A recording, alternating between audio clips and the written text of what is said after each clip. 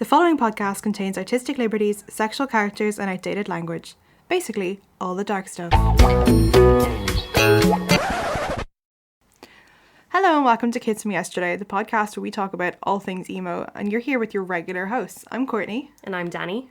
Wait, what?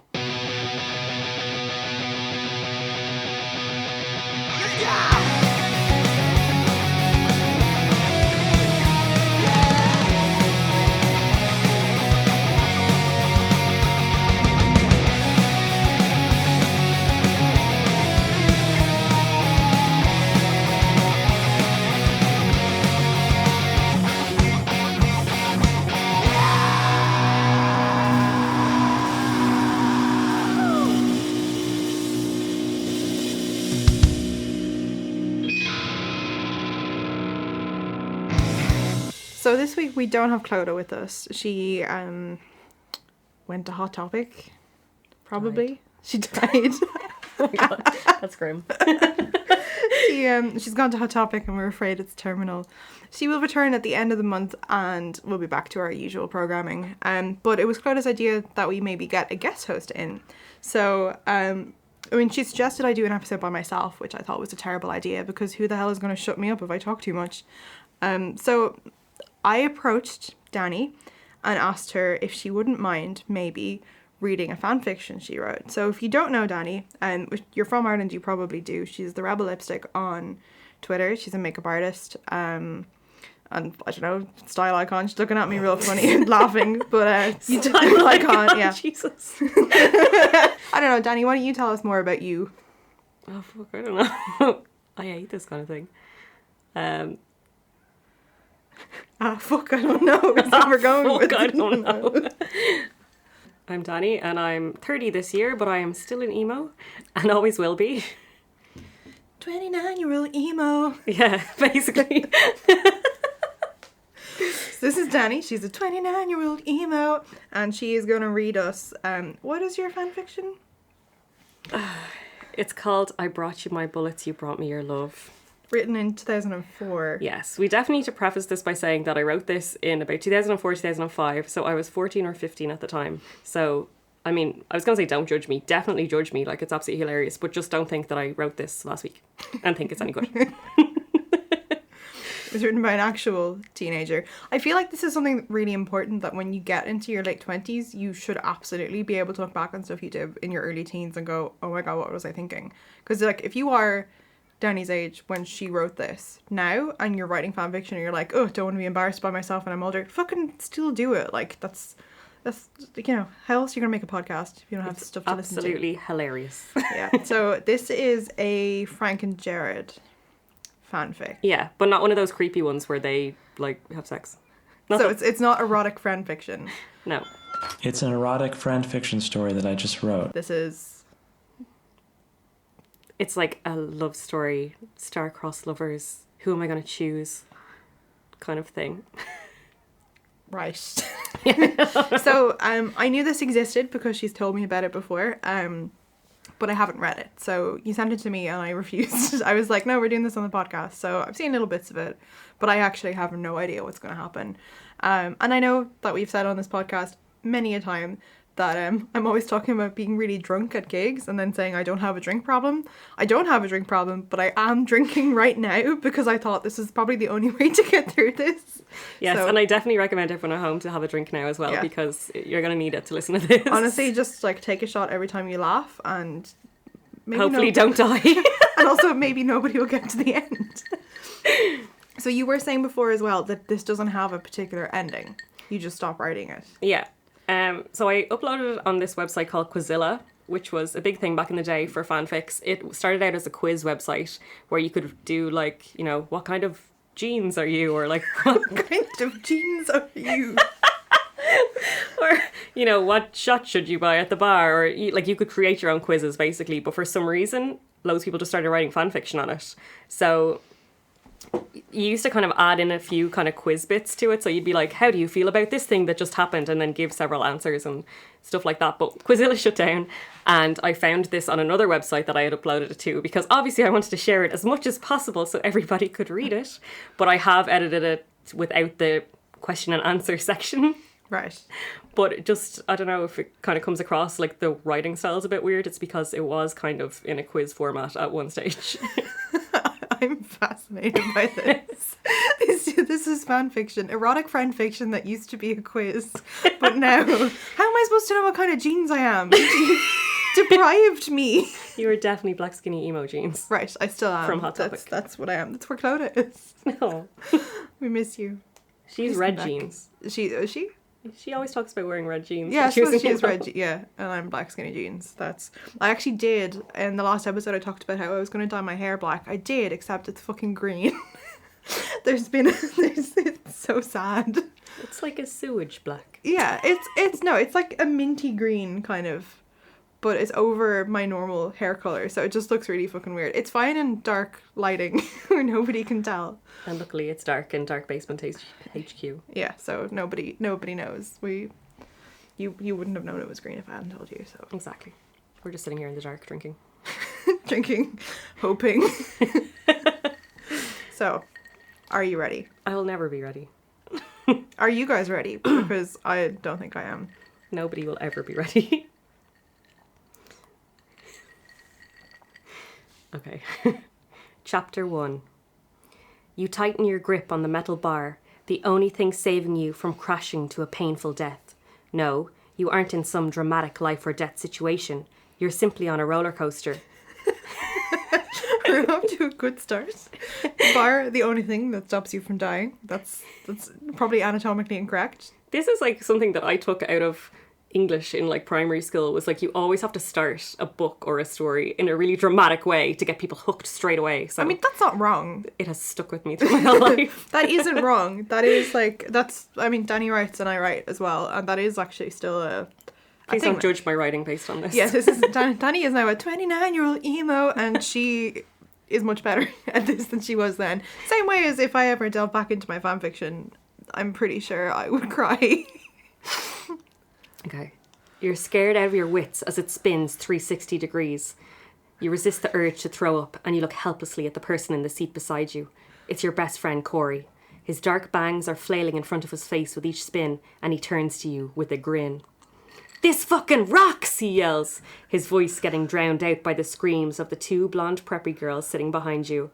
"Yeah, no kidding," you scream back, but inside you're shaking. You can't believe he dragged you on this ride. Of every ride in the whole park, he brings you on this one. You sigh. It's almost like a metaphor. Almost. Okay, first of all, Corey. Is it Corey Taylor?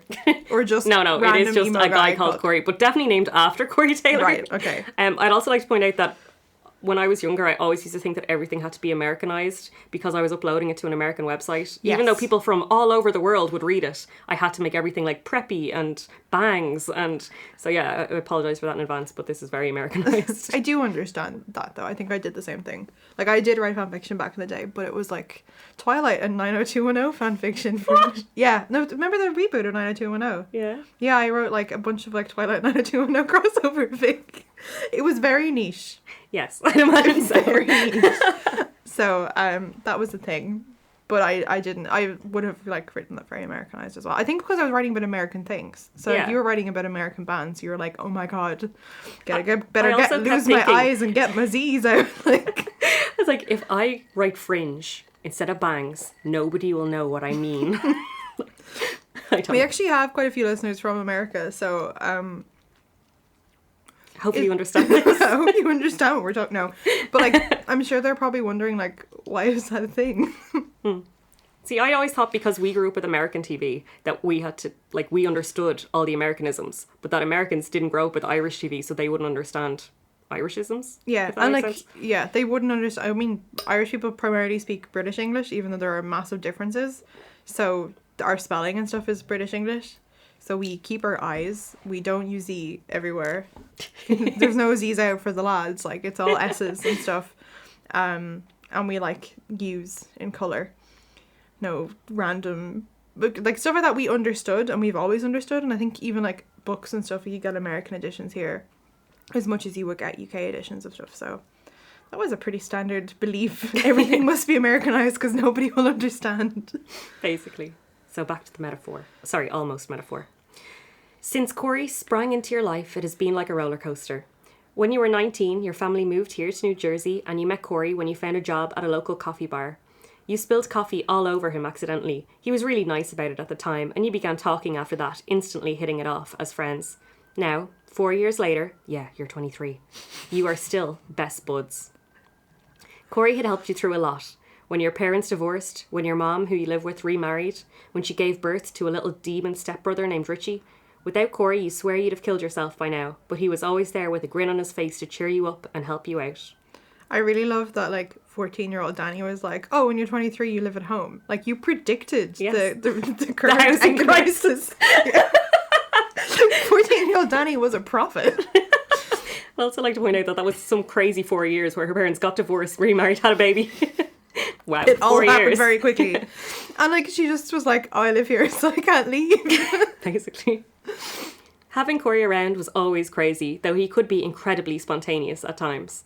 Before you met him, you were a very quiet, reserved, quiet type of girl. But now, well, now you had black hair to your shoulders, which was in dreadlocks, and which had many electric blue dreads in it too.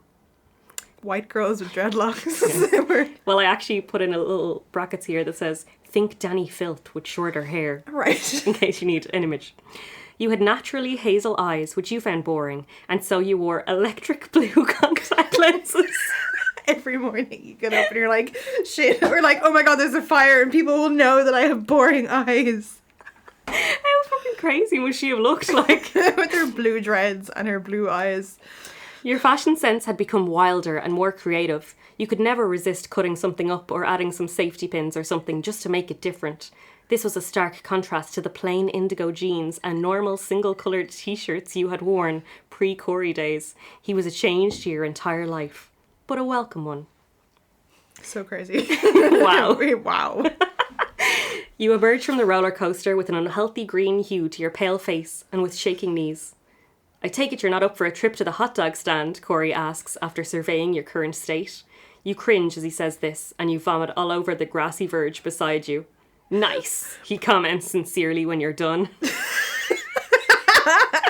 Oh, Corey, you're so crazy. But also, you know, like, where are the grass verges in theme parks? I don't know. Have you been to one? Well, I probably hadn't at the time. Right, so you were like, it must be grass beside a roller coaster because that's how that works. But just in Disney where they have those random patches that don't have like a Disney character occupying the space, they're like, it's grass we're vomiting on, it's fine.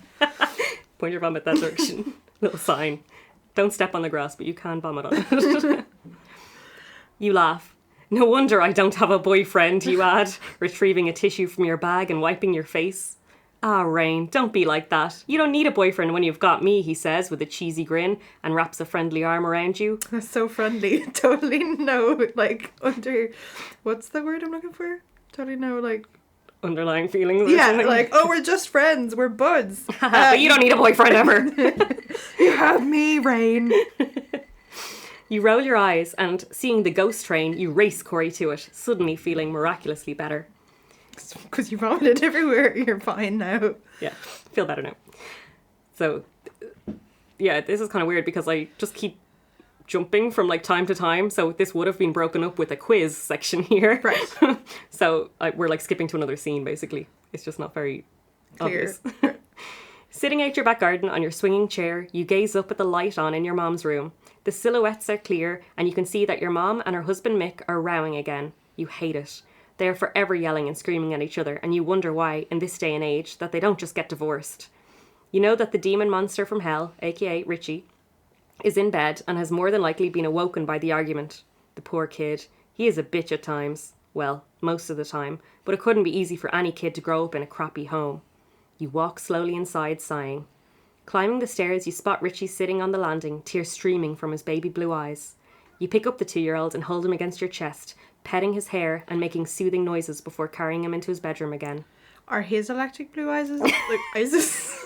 He's got baby blue eyes, okay? Right, sorry, yeah. They're not contact lenses. Are they real? Those are the eyes of a baby. Not the electric ones. Have a freak. You lay him in bed, peck him on the head, and wrap his blankets tightly around him, finding his pacifier and giving it to him to suck on. Suddenly tranquil, he shuts his eyes and you leave the room to calm your mother down. She's sitting on the bed in her A-line skirt and a bra. Obviously, the fight broke out when she was getting undressed for bed. Tears are running from her eyes. Obviously. Just walks. She goes to the office like that. It's fashion, Mom. Tears are running from her eyes, and with her crumpled face, you see the great resemblance between her and Richie. Mick is towering above her, his brow creased and his face red with fury. There is no need to ask what they're rowing about. They always have a completely pointless reason. Could you guys keep it down? You woke Richie up, you insert, swinging around to leave the room. Just swishing the dreads. Why did she swing? She had to swing her dreads so that she could turn. And then just shoot a look with her blue eyes. Ha! Ha! Fucking ludicrous, Mick sneers, and you turn your head to see what he's talking about. You fucking hate him every fucking other minute of the fucking day, but you always have a fucking love for him to demonstrate how we're fucking bad parents. You are a terrible person, Mick. Jesus Christ. You inhale deeply, not in the mood to launch into a full-scale verbal match. You hate it when Mick becomes enraged, as he uses profanities as every other word. I like that. I had to point that out because I don't know if you got that from like the dialogue. And also, it's not like the way you talk now. 14-year-old Danny was like, this is so horrible. And now you're like, fucking. Silently, you leave the room. Always want to retaliate. It is a first for you, but you feel oddly defeated. Like his words rang true. You dress for bed and lie in the bleak darkness, eyes darting around the room and your mind racing. You're wide awake, but seeing as it is 2 a.m, you feel it your duty to sleep. It's my duty. It's my reason for living. It's my duty as a civilian to sleep at this moment. Oh dear. A ringing noise startles you and you grab your cell phone from your bedside locker. You answer it quietly. Hey Elaine, can't sleep. Want to go for a walk? Corey's carefree voice asks. Sure, you reply, and you hang up. No further words necessary. I just love Corey, not your boyfriend, definitely just friends, but like ringing you at 3 o'clock in the morning to be like, hey, do you want to go for a walk? Why not?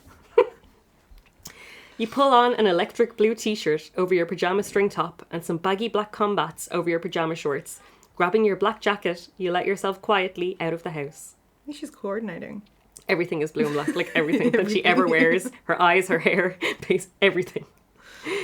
Corey's at the end of the street. He looks tired for someone who can't sleep. His jaw-length black hair is messy, as if he had also been in bed when he rang, and his t-shirt is crumpled. Heya, he greets, hugging you warmly. Whoa, what's with the sudden affection, you ask? You gonna make me go all Donkey Kong on your ass, you question, raising a thin black eyebrow. What? You're gonna throw bananas at me, he laughs. And you sigh, defeated. You didn't understand my metaphor. I'm so confused by his behavior. I hate myself so much. So funny. Oh my god, I'm so defeated. He didn't understand me the first time I said something, so I gave up. You both wander through the town, past the vacant stores and desolate buildings. You tell Corey about the argument, and he's surprised at your defeatist attitude. Defeatist attitude from Rain? That's unprecedented. You shouldn't have let him win, Rain. It's so out of character, he responds, gobsmacked. Oh my god. Oh dear. He places an arm around your shoulder, hugging you single-handedly to make you feel better. Sorry. Hugging you single-handedly. Just a one-armed hug. It's a single-handed hug from a single-handed friend. He only has one arm. Well, I've never said he had two. Don't be so presumptuous. Yeah, I know, but I'm just so sick of it. I wish I had the money to move out. My job at the cafe doesn't pay half as much as I need. You sigh wistfully. We could always start up our old band again, do some gigs to get some extra cash, Corey suggests. Bold of you to assume the music industry pays anybody well enough to, like, actually... This was a different time, Courtney. Right, okay. I think Careless Whisper have seen better days. Careless Whisper. Why would I call them that? But it's Careless with a K. Oh. And Whisper without a H. Why? I don't know. I mean, could I not even have taken like an emo song and like made a name out of that? No. Careless Whisper, George Michael. What? The emo king of the world. I think Careless Whisper have seen better days. I mean, we haven't spoken to Mike in at least a year, and Matt is a big druggie now. You sigh again. A big druggie. That's how I talk about all my old friends who now do drugs. He's a big He's a big old druggie now. What a time. But that was like such a 14-year-old attitude as well. Like, you smoked a joint, you're a druggie now? Like, yeah. Geez, enough with the dramatics, girl, Corey laughs, and you both continue to converse until you've circled and landed back at the top of your road. Well, good night, Rain. Hope you're happier in the morning. He pulls you into a long, encouraging hug, and you wander slowly back down your street. That one wasn't single-handed. That was 2 arms, I think. I didn't. I can't think of words. You don't want to return home just yet. You feel like some alone time, so turn to make sure Corey is out of sight before veering towards the town again. Walking through the deserted area, you feel lonely. The deathly silence is unbearable. Why does everybody have to be in bed, you ask, laughing at how silly you sound. Do you often laugh to yourself, a soft voice says, and you start. Fuck, you scared the crap out of me, you gasp, turning to see a guy smile from behind you. Sorry, that wasn't my intention. You just seem like you have an interesting story to tell, seeing as you're walking the streets at 4 a.m. He takes a quick glance at his watch. Watch. Sorry, I'm wandering around town in the middle of the night, pitch black, and America. Some guy comes up behind me and is like, are you laughing? Like, I would be running. I'm just like, oh yeah, let's stop for a chat. I would have kicked him in the throat already. Like, don't talk to me. Stranger danger. You could say that, you heave a sigh. Long day, he asks, knowledgeably. When has anybody in the history of time ever been approached by a man in the street at night and then gone, I'm going to engage in this conversation and tell him my woes? Well, Rain did. More of a long night, but you shrug. Jared, he holds his hand out formally, and you shake it. Rain, you reply, with a coy smile. He's oddly familiar. Long black hair, a round face, and cute, translucent green-brown eyes. It suddenly strikes you. Fuck! You yell, widening your eyes. What? Are you okay? Jared is shocked at your sudden outburst. I'm okay, trust me, you smile, ripping off some song lyrics. He simply laughs. You're from My Chemical Romance, right? You ask with a grin. That's the one, he replies, averting his eyes as if pissed off that he was recognised. You guys are great, you finish, deciding to swerve the conversation away from his band. That's my last word on this. You guys are great. You guys are great. Let's change the subject. It's like the thing in The Simpsons, you know, when Marge, like, there's like the thing with the yams, and she's like, I just think they're neat. That was Rain on My Chemical Romance. So why are you out here in the dead of night? You mean, what's a pretty boy from a world-famous emo band doing out in the dead of night? Sounds like Jared. Picking it up wrong. Well, without the pretty part, you joke, issuing a laugh from him. Yeah, I just need an escape. I've been rowing with Mikey, my brother, he informs you. I fucking hate fights, you snarl. Oh my god, I hate fights! Does anybody else hate fighting? I can't. Oh god. Tell me about it. Jared takes over your role as official sire of the evening. There's not enough whiskey in the world for this. I'm sorry. Someone just put me out of my misery. You wander until you come across a park and you sit down on the tire swings, swaying gently as you talk. Well, at least when it's your brother, you know you'll patch things up. Friends are so different. A big argument could lead to the end of a friendship, you point out. This feels very ominous. Is that why you're here? 'Cause you fought with a friend, Jared implores. No, you begin, and look into his beautiful eyes. Without thinking, you launch into the story of how your parents got divorced, ending in the fight you turned your back on. Maybe it was better you walked. A dispute could have ended in walking on eggshells for a few weeks, he points out. True, you agree, seeing his point. What is this conversation? It's like the worst thing ever. It's like therapy time with Jared Way. A dispute could end in the end of a friendship. What is this? We're like, oh, is that what happened to you? No. It makes zero sense. The sun begins to rise, turning the sky an array of pink and orange. You survey the magnificent view before you continue with a smile. It would be very cool if we could hang out some other time, you say breezily. But you're probably way busy with your touring and recording and all. Well, actually, we've taken a few months' vacation. That's why I'm back home.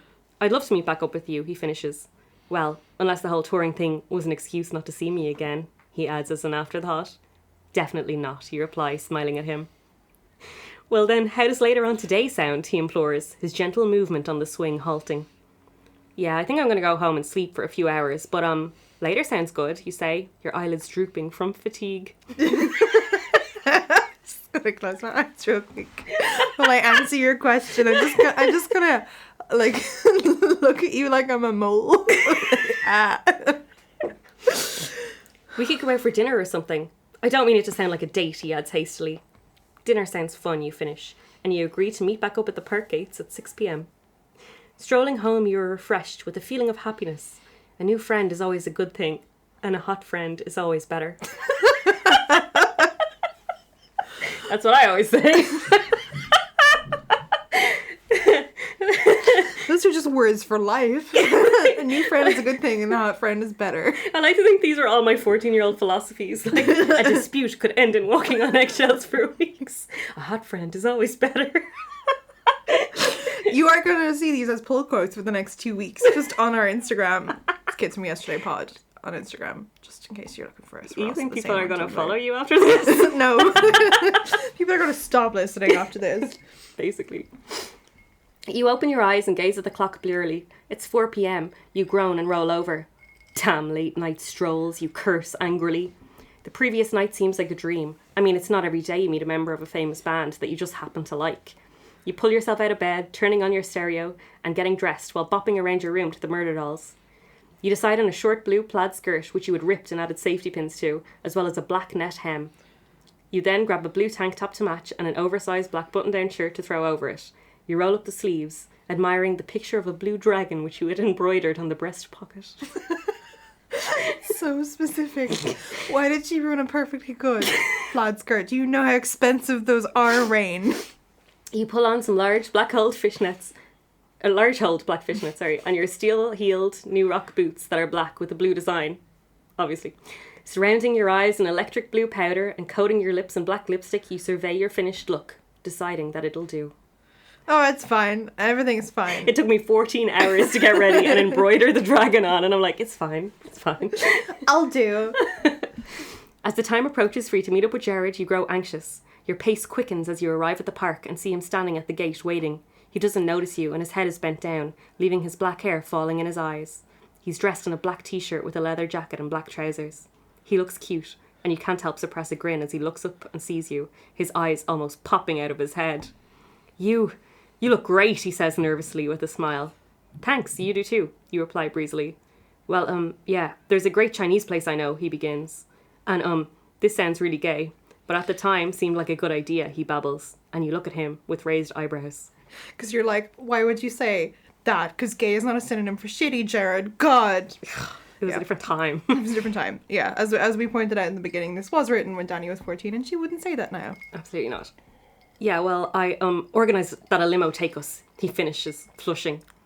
Oh, Jared, that's really sweet, you compliment. And he escorts you to the white limo, which pulls up right on cue. This feels normal and okay.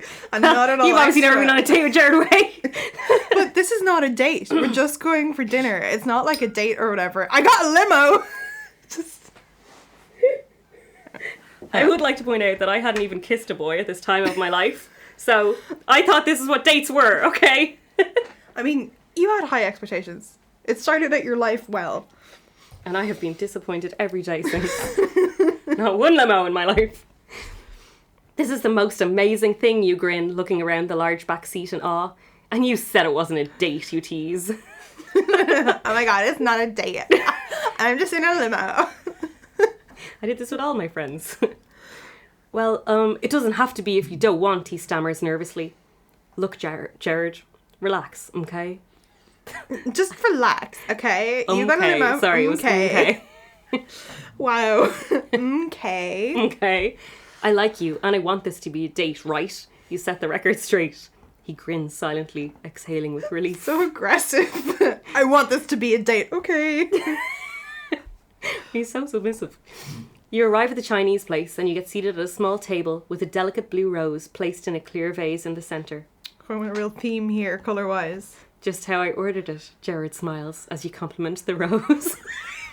I like this rose. It matches everything about my outfit, including my embroidered dragon.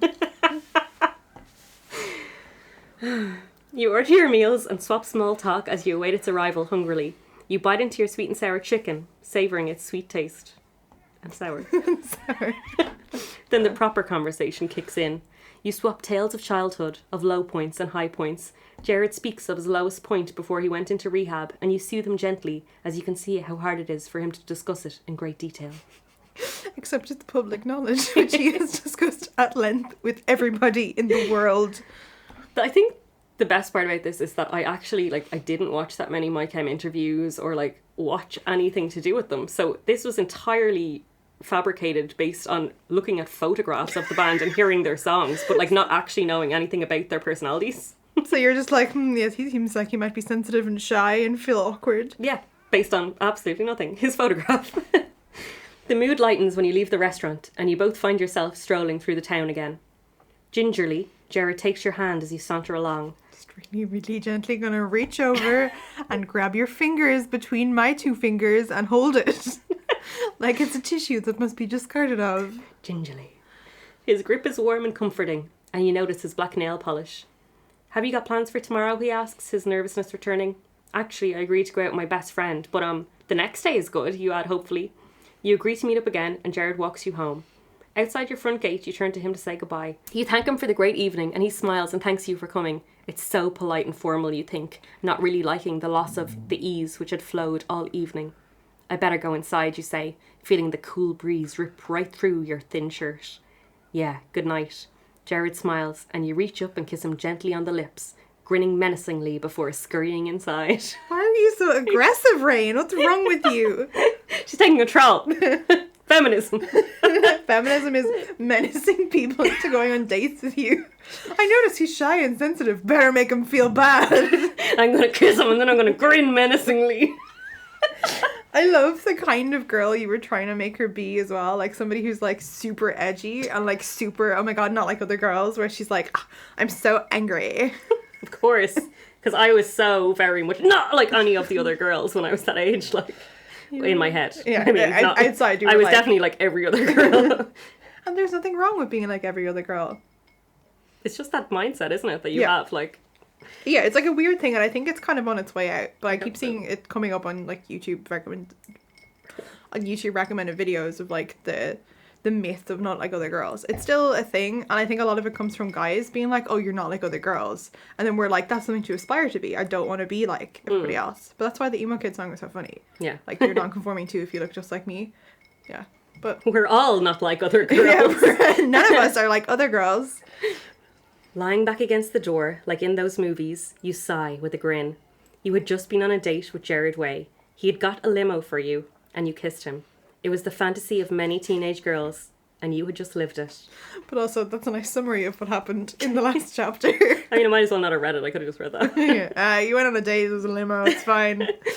Resisting the urge to jump up and down screaming for fear you'd wake Richie, your mom and Mick, you simply did a silent dance before heading to bed, drifting to sleep with a smile playing on your lips.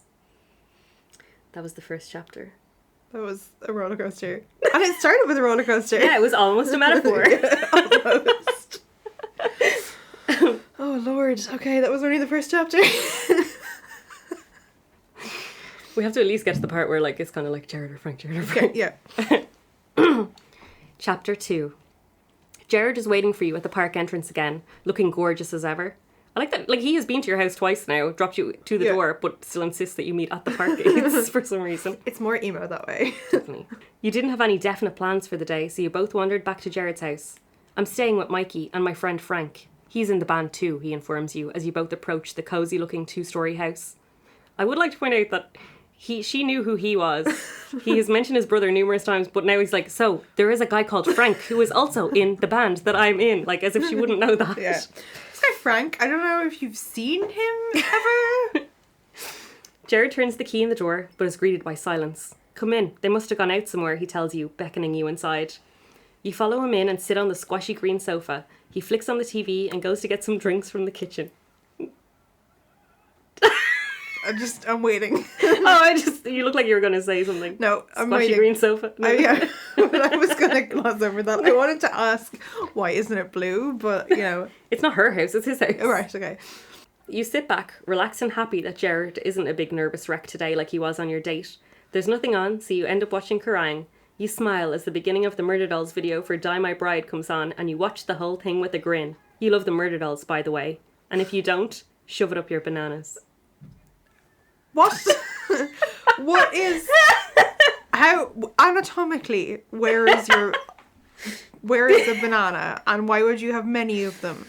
And if you're not in possession of a penis... I'm very confused by this. I don't know. No, okay. I don't know. Okay. Jared emerges from the kitchen, looking uncomfortable. We're all out of soda and chips. I'm gonna run to the store, okay?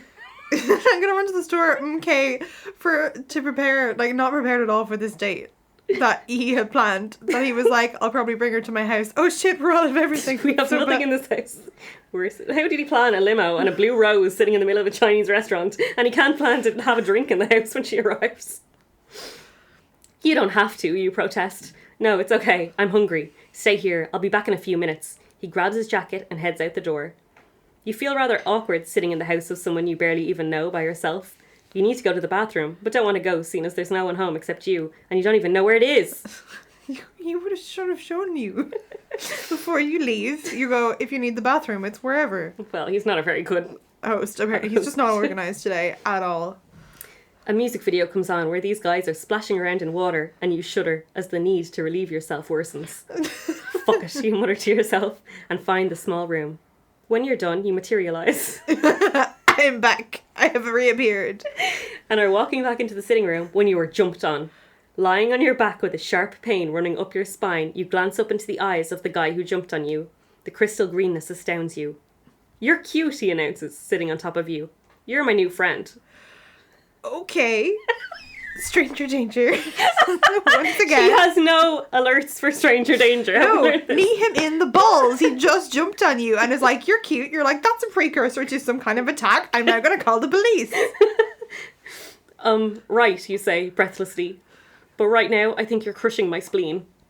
Oh crap, sorry, he says, tumbling off you and helping you up. I'm Frank. I'm Rain, you introduce yourself. I don't want to be rude, but why are you in my house? He asks suddenly as you both plonk down on the sofa. I'm a super fan and I broke in. They've already sat down on the sofa and he's like, so why are you here? You're in my house. Who you?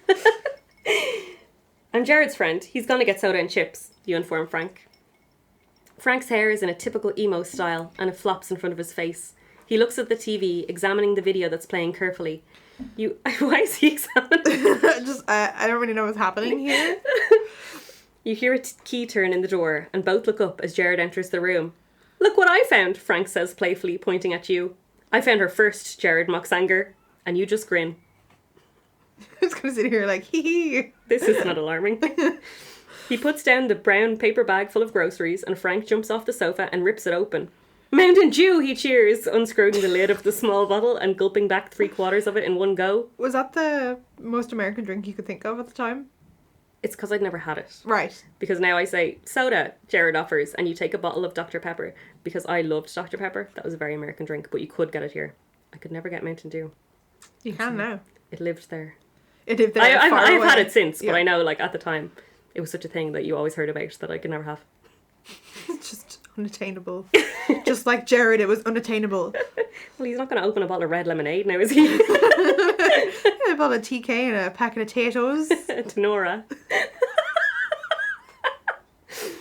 For any non-Irish listeners, you're just going to have to Google it. I'm sorry. Tenora is a tangerine flavoured soft drink. Does that only your grandmother would have in her house. Like, nobody ever bought it, ever. It was just, it appeared.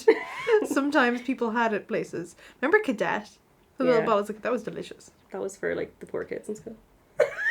Oh my god, she's getting classist. It's because you could get it in the pound shop. Oh, could you? I don't know where it came from. It just was a thing you got in school. Like, they gave it to you on... This is before people were afraid of sugar. So, like, you get a bottle of Cadet and a packet of popcorn or, like, crisps or something on, like, sports day. It's really weird. The three of you settle on the sofa, you in the middle, and you all watch TV mindlessly, which makes a change from examining the videos. We're going to watch them passively. So where were you? Jared asked Frank after a while. Oh, Mandy dumped me, he nods, his gaze still fixated on the TV screen. You wonder if it's because he's upset or simply uncaring. She was a bimbo anyway, Jared sneered at his friend's ill taste. Because she was like other girls, so we didn't like her.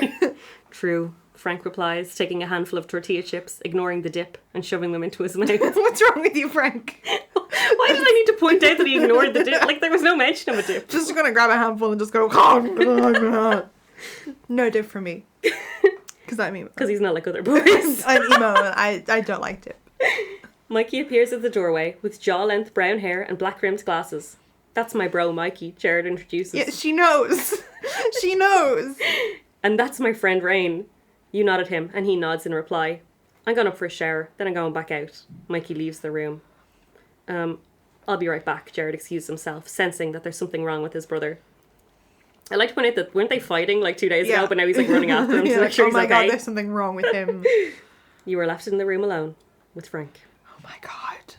Are you Jared's girlfriend? Frank asks, turning to face you with those sexy eyes of his. I just love how like your iteration of Frank is like super playful and random. Yeah, OMG, so random. No, we're just friends, you say, the magical kiss on the date replaying in your mind. Good, he responds, swigging the last of his second bottle of Mountain Dew and staring back at the TV. Sorry, have you ever Googled Mountain Dew mouth? No. Oh my god, Google Mountain Dew mouth, because it's like, Mountain Dew is like the sugariest drink you can get, or like one of them, and in like the middle of nowhere in America, they like feed it to their babies and everything, and like nobody has teeth and everybody has these like black mouths, and then you Google it, it's the scariest thing ever. But like Frank definitely has one of those based on this. Okay, I just Googled Mountain Dew mouth and I wish I hadn't. I'm very sorry about your teeth, anybody who may be suffering from Mountain Dew mouth. Definitely Frank. He's on his second bottle in the last 5 minutes. What you mean by that, you question, blushing in case it's because he likes you.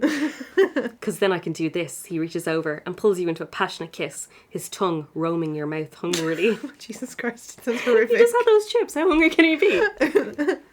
Okay, so you're not a whore, but you aren't going to push him off you. He is really hot. Oh my god, I kissed 2 guys. I'm such a slut. I hate that word so much. Slut? Or whore? Whore. Yeah, it's I hate it. Yeah, like, I hate word, it. Yeah. Well, obviously 14-year-old me did not hate it. He is really hot. And he tastes like Mountain Dew. And tortilla chips. And rotting teeth. You feel Frank's hand rest on your hip and he begins to slide it upwards slowly. Ahem!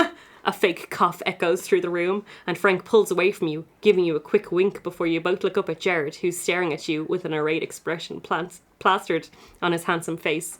Frank, can I talk to you outside for a minute? He snaps. And Frank puts on a mock frightened face as he follows Jared into the hallway. I love, and like, this is my favourite thing about this, is that there's like a real stereotypical way of how guys interact, and it's all like, I'm just gonna punch you in the face, bro, whereas these guys are like, I want to see you in the corridor for a moment for a quick stern word. You listen carefully, the conversation clearly audible over him who are playing on TV. Jared says, "What the fuck were you doing?" Frank says, "She told me she wasn't your bitch, dude." Oh my god. Frank! No! Jared said, "She's not my bitch, Frank. I really like her, you know. Thanks a lot." Frank says, "Geez, relax. You don't fucking own her." There was silence for a moment, and you pretend to be occupied with your drink when Jared re-enters the room. Just looking at my Mountain Dew. Sorry, she's drinking Dr. Pepper. Oh, sorry, yeah. "Hey," he says softly, dropping down on the sofa beside you. You hear Frank stomp upstairs like a moody teenager. "Hey, I didn't mean to cause any trouble with you guys," you begin shakily. "Not your fault," he mutters moodily to himself. You stare at the TV again, the flickering screen casting shadows around the room. "I'd stay away from him if I were you. He treats women like crap," Jared warns solemnly. Oh yeah, he did just refer to you as Jared's bitch in the hall, so... "I'd rather run my own social life, thanks," you grumble in response. God, Jared, you can't tell me what to do. Do what I want, yo. I'm not like other girls. I'm gonna menace him. See how you feel.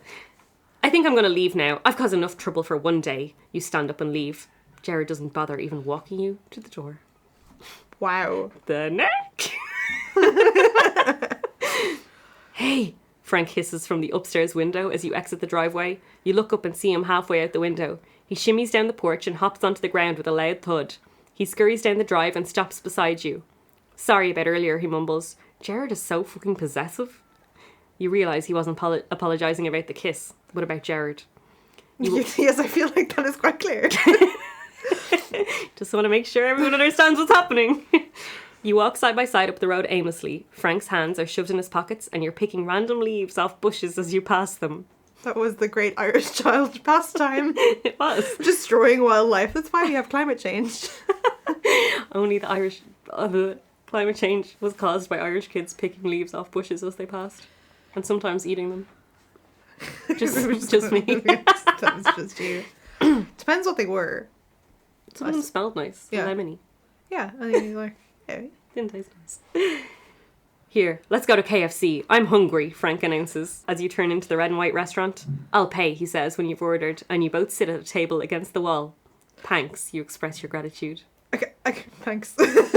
I can't figure out where she lives because I feel like you didn't base it on like an American town. Oh, because the houses sound like the way Irish houses sound.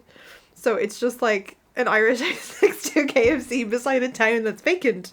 Yeah. It's I don't think I put much thought into it. I'm not going to lie to you. No, that's fine. You just changed everything to walking down the drive. You can just walk down the street and be anywhere. Yeah. It's great. You nibble hungrily on your popcorn chicken. As an aside, I wrote, haha, I typed poop corn by accident. Which I feel really adds to the story.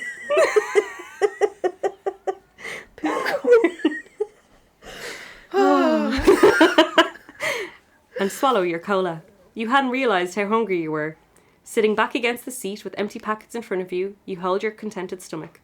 Up for ice cream, Frank asks, and you nod excitedly, knowing you would find space for it somewhere. He returns from the counter, and you both devoured that too. You both chat amiably as you leave the restaurant, and Frank takes you to the park. You both sit on the bench overlooking the playground and laugh at the kids who fall over as dusk sets in. Now this is a romantic date! Yeah, I was just about to say, that's so romantic. You're really pretty, Frank says suddenly. And I think that kid thinks so too. He points to a fat 5-year-old in a blue knit sweater with tight blonde hair. The kid is standing there staring at you, and so you stamp your foot and shout boo until he runs off. I'm pretty sure you look so alarming that child was like, what's wrong with that girl? Also, does she want my blue jumper? Because everything else she's wearing is blue. Perhaps. Frank is in hysterical laughter, and you take a moment to watch him. His twinkling eyes, perfect features, fluttering emo hair, and lip ring, which sparkles in the soft street lamps illuminating the playground. I love when my face jewellery sparkles in the lamplight. When you're outside and you're like, oh my god, I see that person by the light of their nose ring. So romantic. Also, I do want to point out that description of Frank is still pretty fucking accurate. Oh, you still would, wouldn't you? Yeah. No thought. Why did I put on a pervy old man voice when I was like, oh, you still would? But like, he's like, I wouldn't kick him out of bed for eating potatoes. That's an old Irish saying. It just means you would really like to spend time in their company. That's what that means. Naked. Danny, you have sullied the good Irish saying. He stops and looks at you, taking you in too. He leans in and gently kisses you on the lips. You shiver as the cold metal of the lip ring presses against your mouth. So, sorry. Just to clarify, all right. Sound engineer Michael has a lip ring. Can clarify it has never been so cold it made me shiver. So, I think I just fantasize a lot about kissing boys with lip rings and what it would feel like. It must be cold. As I pointed out, I've never kissed a boy. At this stage of writing this, I had never kissed a boy. Okay, now, I have since. Yeah, she has a child, I'm pretty sure. Yeah, but we never kissed. There was no kissing. Oh dear. His hand reaches up and cups your face as you kiss. The kiss becomes deeper, and you savour his taste. He pulls away with a smile and wraps his arm around you. You rest your head against his chest, and he plays with your dreads. You hope Jared only warned you against Frank because he was pissed off, and not because it was true. It couldn't be, you think, seeing as how Frank is being so nice to you. Oh, well, I mean, like, that's not a red flag at all. Oh, he's nice, though? Couldn't be like that. You and Frank saunter the streets hand in hand after the park warden chases you out of the park. I presume because it's closing and not because they were, like, flashing kids or something. You're kissing in front of a playground. Get out, Yeah, you very pervs. disturbing. Frank's skin on his hand is hardened from playing guitar, and you smile at the strange feeling. Like the palm of it? You're just like, oh, callous. His entire hand, front and back. It's just hard. That's so disturbing. Why would you do that? Again, no experience with men at this stage. He plays guitar. He must have such a hard hand. It feels like I'm being stroked by a cup. Just a really, or like a plastic cup. I'm like, just, it's hard. And Oh, it's so disturbing. yeah. I'm lost. I'll walk you home, he says, as it strikes midnight. You agree, and your conversation flows easily until you reach your gate. Well, yeah, this is my house, you say, as you stop and look at the ground. Do you live by yourself, he asks, resting against your picket fence. No, with my mom, brother, and stepdad. He nods. So I can't come in then? He questions disappointedly. I didn't say that. They're away for the week, you smile, and he follows you up the driveway. Wow. Whoa. So this is erotic fan fiction. What's erotic? His hard hand? Super hard hands. Whatever you're into. Cold metal lip ring. I mean, he just sounds like a peach. You both sit in the kitchen, drinking soda and chatting. I'm bored. Let's go watch TV, you comment after a while, and you curl up on your sofa. Imagine just hanging out with somebody and being like, I'm so bored. I want to watch TV. Go away. You don't mind if I crash here tonight, do you? I'm not looking forward to going home to see Jared. I'll sleep on the sofa, he finishes quickly, beaming with innocence.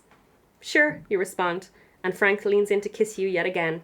This is crazy, you think. You barely know him, and you're kissing like mad. Oh, very innocent, pre-days of Tinder. I barely know him and we're kissing like mad. Like mad! I've never had anything like this before. You're 23, Rain. Though I suppose she has had Corey cockblocking her for like 4 years. Exactly, So. yeah. She never had a chance to have a boyfriend. She had one, he just never made that clear.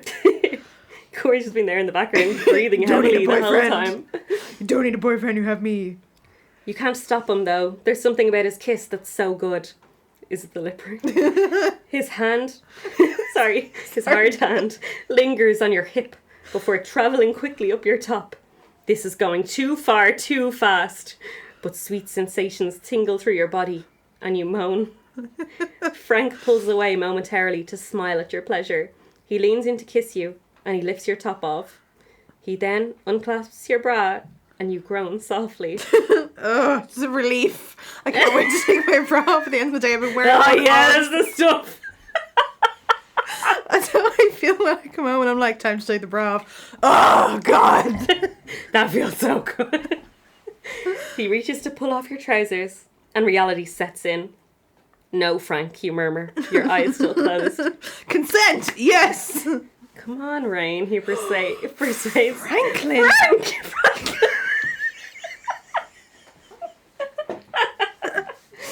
He persuades softly, sucking softly on your neck. Don't know why I had to say softly twice there, but seemingly I did. Just gonna gently. He's real soft. No, wait. He's real soft with his hard hands. Oh, God. Clodagh, where are you? You have to admit that you are tempted. No, really. You push his hand away from your fly and he looks at you with a moody expression. Look, Frankie, don't take it personally. I like how she's just decided to call him Frankie now out of That's her nowhere. name. Right, Frankie. In this moment, I'm kind of, hey, Frankie, listen.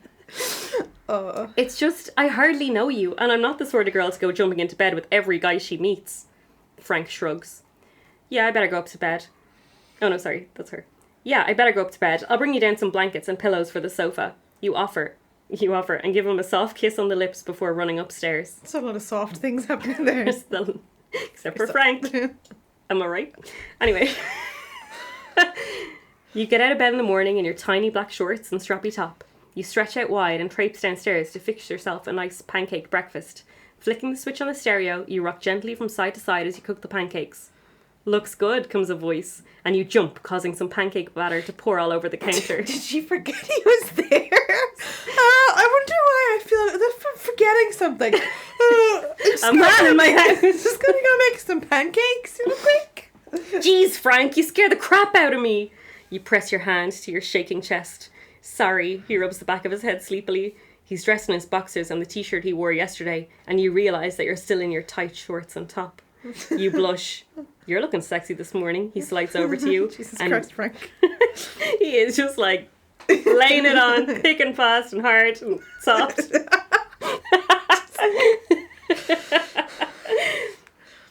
He slides over to you and rubs some of the batter which had gotten on your chest when you got the fright. He smiles seductively and pulls you into a kiss. A hissing noise causes you both to part quickly, and you curse loudly as you notice the blackened pancake in the pan. Let's leave that and go out for breakfast, he suggests, wrapping his arm around your waist and rocking you gently from side to side as the distiller's The Hunger blasts from the speakers. Sounds better than black pancakes, you agree. They're more emo, though. I don't know what the problem is. But I'll pay for the whole breakfast on one condition. He lingers a moment. You come wearing that. You laugh and smack him on the arm jokingly before scooting upstairs to get dressed. Frank is a pervert. He's horrible. Don't have sex with him. He is a bad person. Oh my god, I'm so random. We're gonna like pressure you into having sex and then make you leave wearing your pajamas. Like, God, Danny. 14-year-old Danny. I feel dirty. Not in a good way.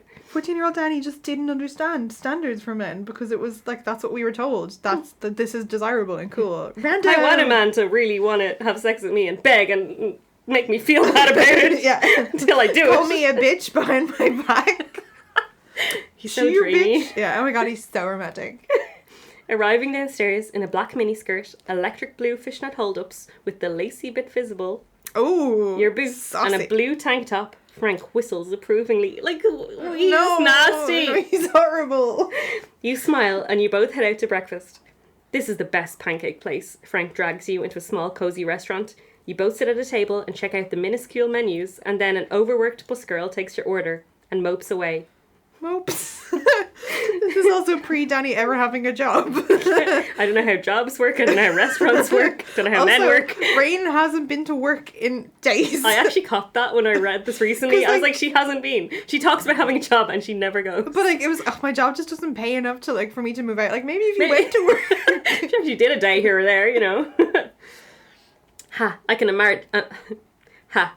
imagine Jared's face when he finds out I slept in your house last night. Frank grins to himself. Is that what it's about? Getting one up on Jared, you splutter in disbelief. Course not, Rain, he replies, and you raise an eyebrow at him. I'm not hungry. I think I'm just going to go home. You back away from the table slowly and turn, so Frank would not see the tears well up in your eyes. Oh, now you realise he's a dick. Not in real life, I still would. Real life Frank is so dreamy. You're unsure where to go. You take to the street and jog for a second to get away from Frank, who's yelling after you. You stumble upon Corey's house and smile with relief as you bang on the door. He answers in his boxers. Rain, what are you doing here? He grumbles, wiping his eyes, and you walk past him and plonk down in his super untidy living room.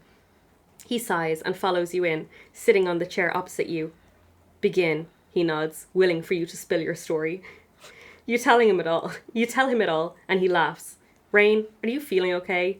Yeah, I mean, I'm hurt and confused and stuff, but you shrug. The fact that you believe two guys from a famous band are fighting for you leads me to believe you've gone overboard spraying aerosols or something. He sniggers. Wow, with the negging, Corey. Jesus. Two guys in a band wouldn't fight over you, you ugly bitch. Also, you're my girlfriend, so... He sniggers, curling his legs underneath him and closing his eyes sleepily. Seriously, it's no fucking joke, Corey, you snap. Jeez, you are serious, aren't you? He sits up, shocked by your abrupt tone. No duh, you sulk. Whoa, that's so cool. He drifts off into daydream land and you roll your eyes. So what should I do, you ask exasperatedly. Well, first you could introduce me. He grins and you throw a cushion. What about you, Corey? God. This is disturbing. He grins and you throw a cushion with an unidentifiable stain on it at him. Oh, Jesus. Also, it seems to heavily imply he lives there by himself. Why does she Why does she not live with him? I was wondering the same thing. Who wrote this? Yeah, God. What child wrote this? Okay, calm down, woman. She just threw a cushion at you. You're like, calm down, woman. Well, begin by talking to Jared first, and then to Frank. Hang around with them both a bit, and see what you like more. You can't have them both. He nods knowingly. Wow. Yeah, no, you can't have them both. Maybe she can. She could be a modern woman. Polyamory is very valid as a life choice. If everybody is open and honest about it, it's a thing that can happen. So I don't know what he's being knowing about. He's very knowing. Easier said than done, you mutter. And then finally, have some pancakes for breakfast. Yes, she got there. That is the end of chapter 2. Okay, I'm gonna get some more whiskey, because... Chapter 3. Jared answers the door, his black hair dangling in his beautiful eyes. This dangling hair thing, like... that was my biggest fantasy. Imagine a boy and his hair would just, like, dangle in his eyes. Because it was, like, unwashed? I don't know, like, hair that's clean doesn't tend to dangle. I don't know. Just wanted to drop in and say sorry. You begin, twisting your hands. Jared looks behind him nervously. Let's go for a walk, he says, leading you away from the house where obviously Frank was close by.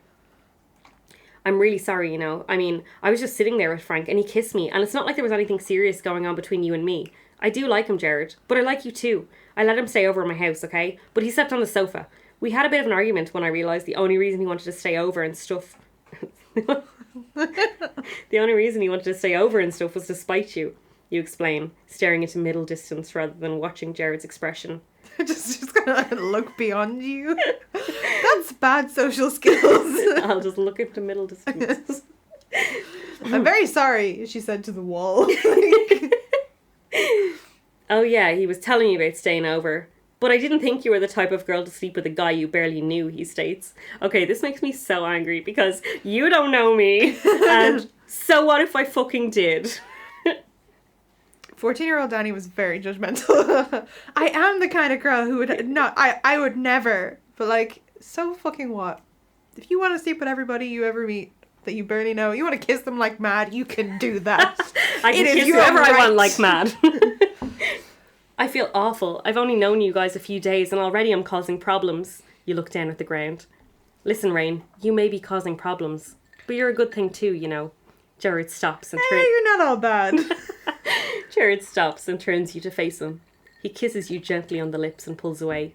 You don't know how happy these past few days have been for me. Like based on what? Like, does he mean the date days with the limo and then the... They've only had 2 dates. They've had 2 dates. The walk... They did the limo, and then she went over to his house where he had no supplies, and he walked in her kissing Frank. Like, what is this, the best days of my life?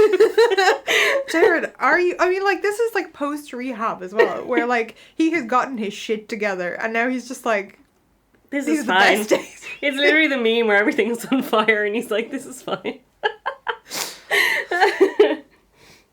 I mean, I was really depressed about stuff and ended up wandering the streets, contemplating suicide again. Things got so bad. But then I bumped into you. A fellow wanderer. Oh my god! Jared! No! Go back to therapy! Go back to... I'm like... I can't get words together. Like, the whole... I just love that you never watched an interview, never understood anything about this, and you were like, he wanted to die just because... No reason. I just wanted to die again. Randomly.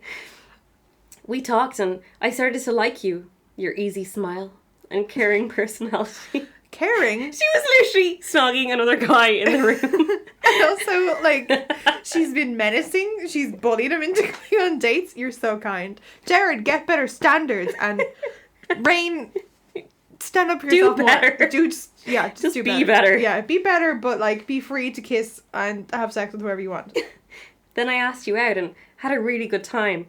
But then Frank swooped in as usual. He does that all the time. Just likes to get one over on me. Jared frowns and shakes his head angrily. I'm really happy that you seem to care for me so much, you respond, blushing slightly. But you know, I understand if you'd rather we remained friends and you got... Sorry, this is him. I don't know why I had to do slightly different things. But, you know, I understand if you'd rather we remained friends and you got with Frank. It's what most girls would prefer. But, you'll have to give him like a week, because he met some blonde girl in the pancake bar where you left him. Jared seems embarrassed to even say it. Why are you embarrassed, Jared? That fast, eh? You mutter, somewhat hurt inside, seeing as how you'd already had sex with the handsome guy after a day of knowing him. Frank's like that. I think every girl is a rebound of the last. You nod silently, feeling that, although Corey said you would have to choose between the two friends, bandmates, it looks like the decision is made for you. Neither. You should choose neither. You should just walk away. Get with Corey. Yeah. Corey's unproblematic. It wasn't that you're disappointed about the Jared scenario, but somewhere deep inside you wanted to give the guys a fair trial. So you're for doing anything today? Jared asks as you walk quietly through the neighbourhood. There's a fun fair a few blocks away, only here for a week. You Go suggest. to work, Rain. Go to your job. You haven't, And Jared obliges. Greeted by the strong aroma of popcorn and cotton candy, you walk in the entrance, paying the $2 fee. That is candy very floss, exact. you absolute Americanized freak.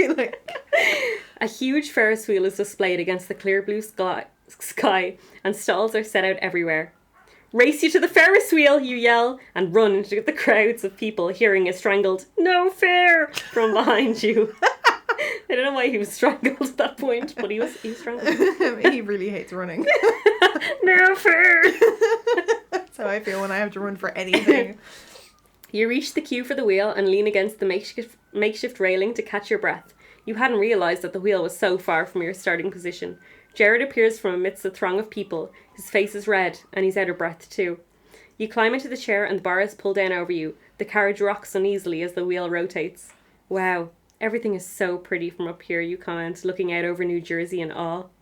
Yeah, including you, Jared grins. Jesus Christ. You are so cheesy. You roll your eyes and laugh, poking him playfully. I prefer ham to cheese, but whatever, Jared shrugs with a smile. You're so hammy. You are so hammy. That barely made sense, you giggle. Come here, you big weirdo, you say, and reach up to touch the smooth skin of his face. Not hard, like Frank's. Smooth and soft. You lean in and kiss him, opening your mouth slowly. You deepen the kiss. Jared hesitates momentarily before his tongue slips into your mouth, and yours greets it with a massage.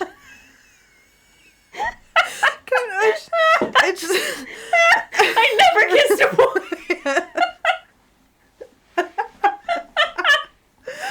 Oh my god. Who's Miss... Let me greet your tongue with a massage. I'm just gonna...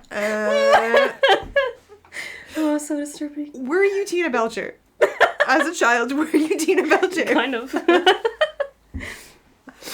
Unused to proper full kisses from Jared, you savour his sweet taste, which reminds you of innocence for some reason. Oh my god.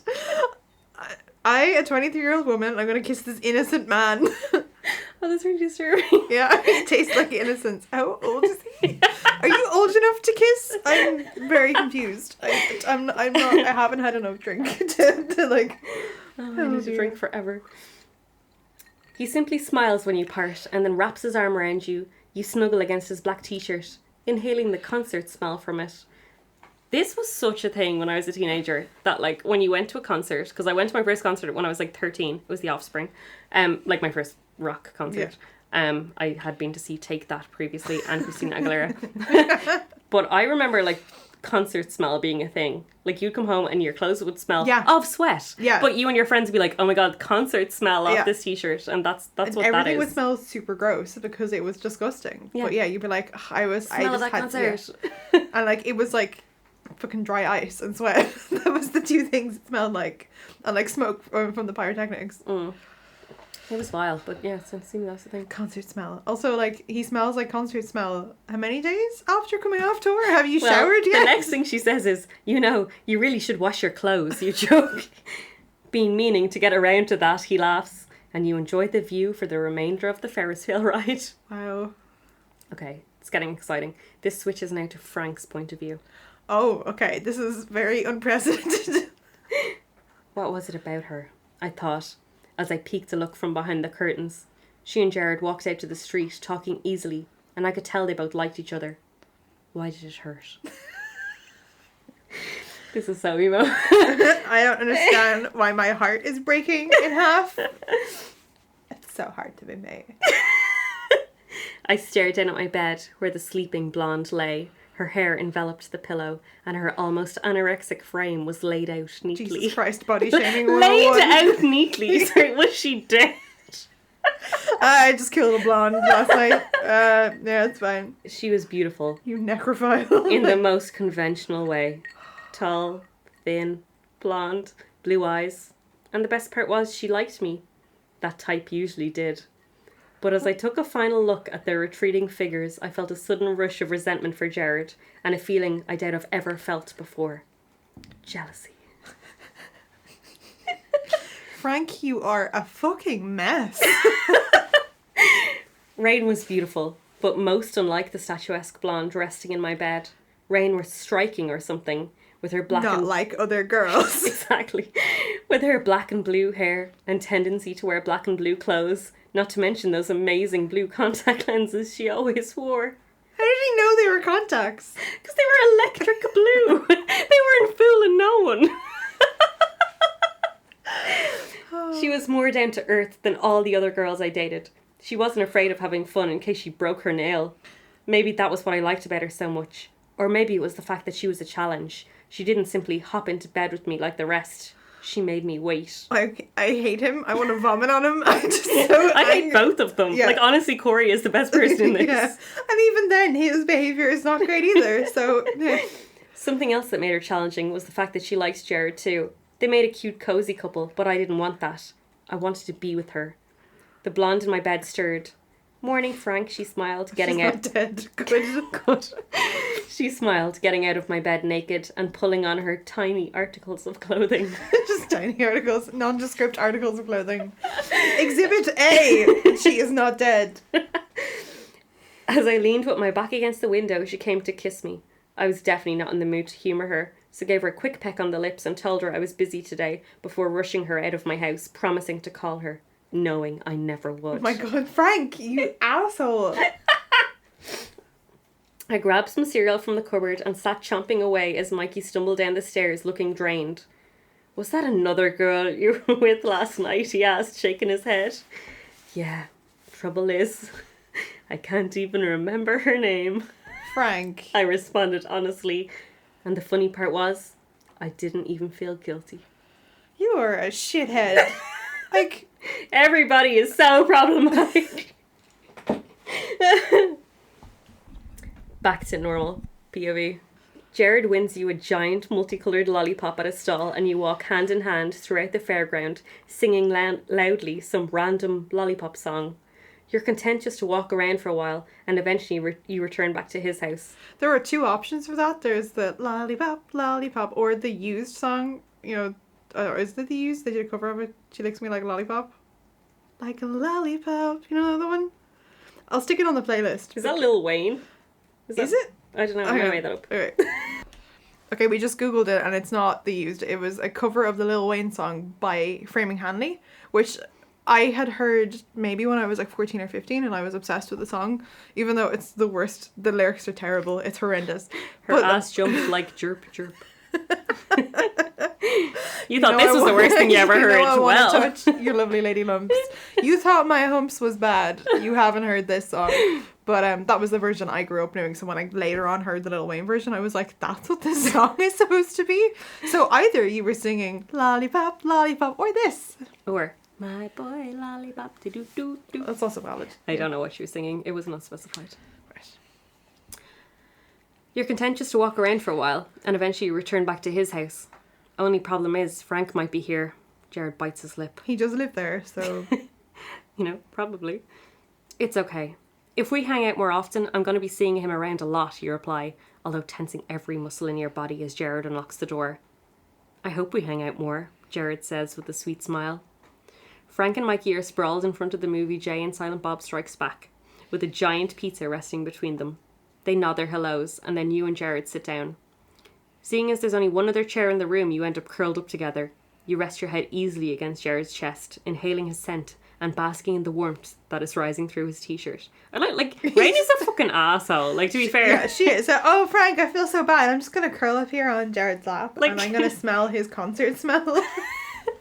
His beautiful warm concert smell. He's just like, oh, I can't decide which one of you like, so I'm just gonna like lick each of yours face in front of the other until I We're decide. gonna kiss like mad until I figure out which one I want to be with. And I'm gonna make it really obvious in front of the other person. I feel like out of all of them, Corey is probably the best, even though he's still toxic. Jared, out He's of a the two cock of them, block. yeah, he is. He's horrendous. But Jared, out of the two of them, is better. But he needs to get some fucking self-confidence, like really bad. Some balls. Yeah, just Jared, come on, believe in yourself more. Everyone is terrible.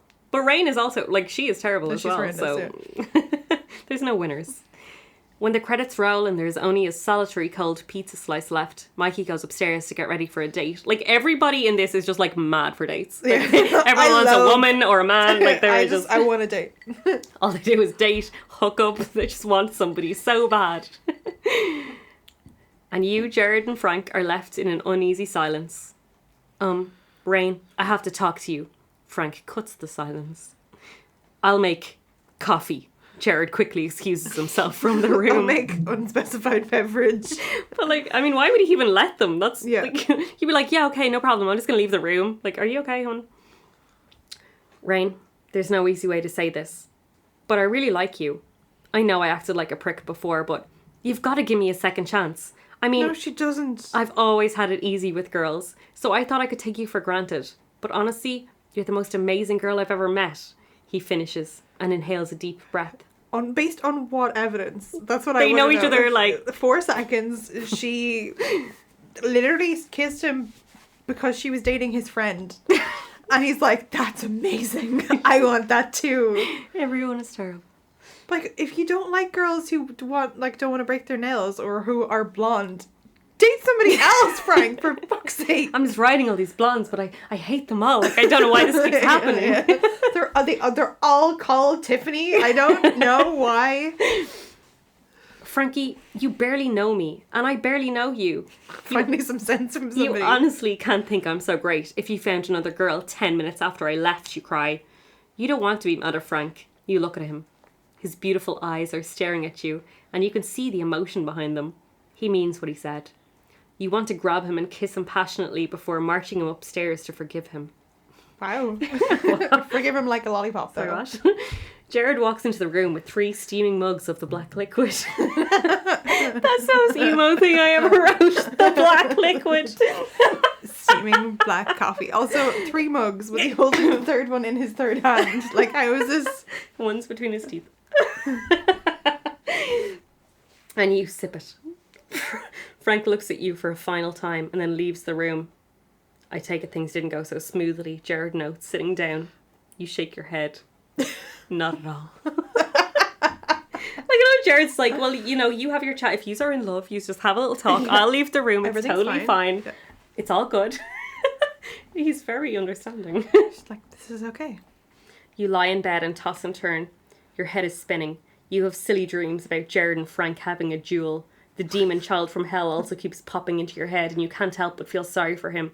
Stuck with Mick and your mom, who are probably arguing their heads off. Oh my god, my head fell off because they argued. They're so arguing much. their heads off. We're kissing like mad. I hate arguments. Well, he'll only be gone another few days. You awaken and walk downstairs, loving the freedom of being able to walk around the house at 3 a.m. without worrying about waking anyone. You pour yourself a glass of water and lean against the table, sipping the cool, refreshing drink. Your head is aching from lack of sleep and you can't wait to get your head back on your pillow. We're going to work, Rain. It's been like Do day you have a 8. job, yes or no? A knock at the door makes you drop the glass with fright and it shatters all over the floor, sending a pool of cold water sliding under your feet. Crap! You yell angrily.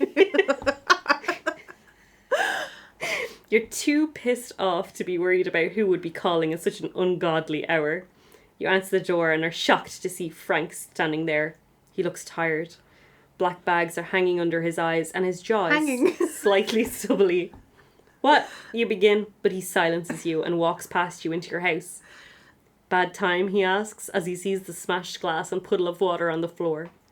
Oh, It's 3 a.m. It's not a good time. Ooh, you have a mess to clean up? Is this a bad time for me to talk to you? I am the mess to clean up. Sorry, that's almost a metaphor. Anyway, you just shrug, willing him to state why he's here so you can go to bed and rest your aching head. As an aside, I wrote, wow, that rhymed. Listen, Rain, I couldn't sleep. I have to hear you say that you don't want me. I want those exact words from your lips. Then I'll leave you alone, I promise. He stares at you intently, but the emotions in his eyes are unreadable. Look, Frankie. Why? Like, when did she adopt Frankie? Like, Look, buddy. I don't know what I want. You're about to begin pacing around the kitchen, but the cool water seeps into your bare foot, and you remember that there is glass everywhere. Oh, good. Safety first. I mean, when I'm with Jared, I want him. And when I'm with you, I want you. You wipe your eyes confusedly. I don't know. I just... my eyes. But when Jared and I are sitting beside each other, who do you want? Or, if Jared and I were hanging off a cliff, which would you save? Frank, can you stop it? Frank is desperate for a straight answer. One you can't give. Frankie, it's 3 a.m. It's been a long night. I need sleep. I don't want to make a decision that I'll regret. You look at him and watch his shoulders droop. I'm sorry, you say, and hug him, feeling the warmth of his body radiate through his hoodie, just like with Jared earlier on. It's weird. All humans are warm. So strange. They have so much in common. Oh my god, they're the same. They're both boys. They both are warm. And they both wear clothes. I'm just amazed. I need wine. No, I'm sorry. I'm making this hard for you. I'd give up and let Jared have you, but I can't do that. I like you too much to just give you away. He bows his head. Like she's property. Like, oh my god, I Why have is this a all prize ownership? camel. I like you. I can't give you to Jared. Then he'd have my prize camel and I'd be really sad. I need a camel. Frankie, you press your hand softly to his cheek and he looks up. His eyes show weakness and woe. Weakness. Emotion equals weakness. He leans in and softly kisses you on the lips. The tin of his lip ring is still as cold as ever. Tin. He was wearing tin lip rings. Oh my god. Is that a thing you can buy? Can you buy I a hope tin not. lip ring? Doesn't sound hygienic. No. And you savour the contrast between his warm lips and icy piercing. Why is it so cold all the time? You obviously assumed metal is cold, therefore his lip is freezing on one side only all the time. It was literally like my dream to kiss a boy who had a lip piercing. I just thought, I don't even know what I thought, but I just thought that was the ultimate. Like, actually, when I first started going out with Michael, my aunt you only texted- did it because he had a lip ring. Well, yeah, obviously that was the Only whole thing. reason. Yeah, the only reason he face piercing. So I was like, yes, no. My aunt, who I don't see very often, but she texted me to be like, does it not get in the way? And I was like, what? No context, just does it not get in the way? And I went, what? And she goes, the lip ring. I assume you're not just holding hands. And I was like, what the fuck is she talking about? Then I realised she meant kissing. And I was like, no, it doesn't. And she went, oh, that's all right then. And that was the end of the conversation. Just needed to clarify. And I was like, what exactly are you asking me here? Does it get in the way of what activity? She meant kissing. At least she meant kissing. Yeah. Could have been worse. Yeah. You cling to the back of his hoodie and slowly open your mouth. His tongue slips in. Just it falls. Blech. And it, along with your tongue, reenact the dream duel between Frank and Jared. That seems really violent. After a moment or so of this engrossing kiss, Frank pulls away and looks into your contactless hazel eyes. Rain, I think I'm falling in love with you. You've known her for 4 seconds, Frank. Oh my god. Will we do chapter 4? I think we should do chapter 4. We stay here forever, and I hope it never ends. It does end, don't worry. Chapter 4. You stare into Frank's eager eyes after he says the words and feel like melting internally. You wonder if it's a cheap ploy to get you into bed, but You can see the sincerity in his eyes.